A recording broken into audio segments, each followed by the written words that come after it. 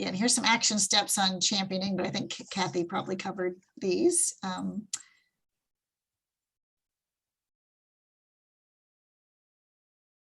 I think they'll pop up. Yeah.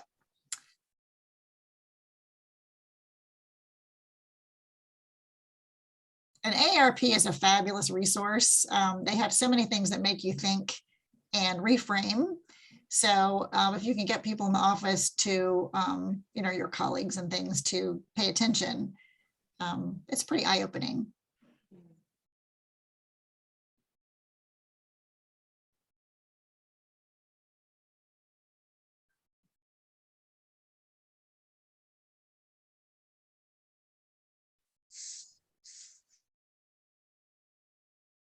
I won't get into this whole technology issue, but in general, there are just a lot of assumptions out there about what older workers do and don't know about technology. Now, many people, no question about it, keep up. In fact, we have a person on the task force from Montgomery College, and people above 50 were coming in droves to very advanced classes. So not just your basic Microsoft and Outlook, but a lot of things that were very advanced, as well as project management.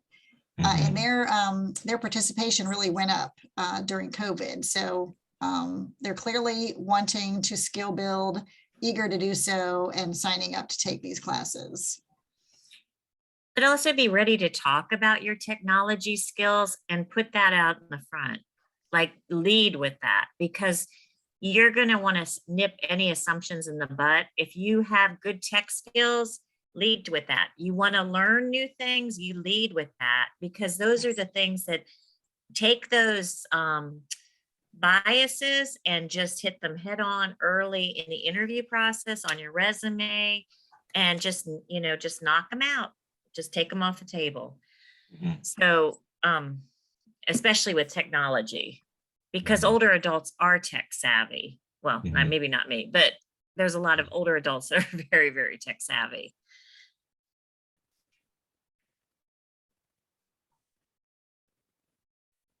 And knowledge is power. And then one thing I'll say about that, which Cathy has probably been in this up to her eyeballs, but HR, remember, is there to protect the employer. It is not there to protect you as the employee, even though it seems like that's what it should be. So you really do need to know the law and know where a safe place is to take a complaint. And there are processes in the workplace for how that's done. They're supposed to have posters everywhere. And sometimes, you really just have to have the facts together, because as I said earlier, it's very difficult to prove this. It is. If you do suspect it, document. And, and if you are looking for a job, and you are looking for a job, you're on this program, but just know, if they really want, like if it's for example, the consulting company, if they want young and they're going to send them all over the country and they want somebody who's untethered, actually that is an older worker, because you've raised your kids, you now can travel, you're not tied down. That could be a selling point.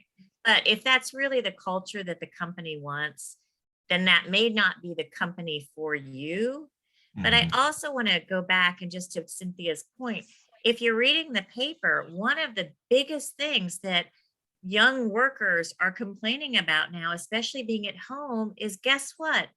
They're not getting any mentoring. They're not getting any support. They're not getting any job development working from home. So I think we're starting to see the shift.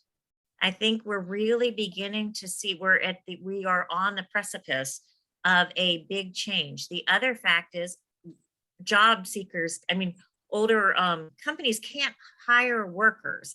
So I think they're starting to look at their processes and trying to determine if they are indeed knocking people out for maybe age without even being aware of it.